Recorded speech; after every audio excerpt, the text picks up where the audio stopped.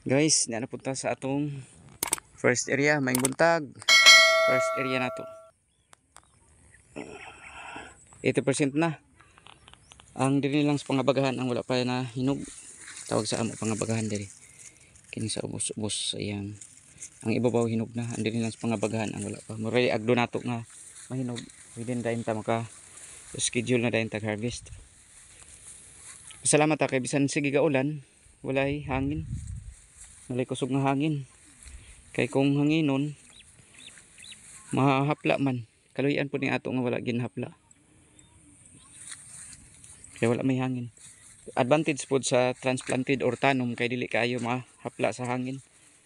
Pero sa direct seeding dali mahapla kay di man ka lusot ang hangin. Wa may hungaw. So dili sa ato makahungaw man diha sa ilawom. Makaagi ang hangin mo nang dili kay siya pud mahapla. Sama ni ini. Na hapla direct seeding ni.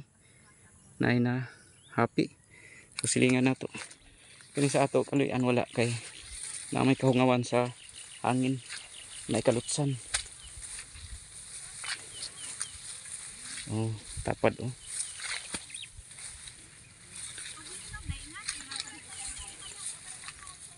So, tres tapad na agad oh. Kani siya is direct seeding.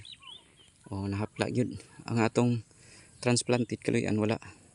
So meaning malisod siya mahapi kung tanom. Dali mahapi kung direct seeding sama ini. So vacuum mulay kahungawan sa hangin. So mani siya. Ang naka-disadvantage sa direct seeding. Dali mahapla sa hangin. Ang transplanted sukol ni siya bisag hangin-hangin kay makalusot man ang hangin diri sa iyang gintang sa interval kada punuan. Thank you for watching. God bless.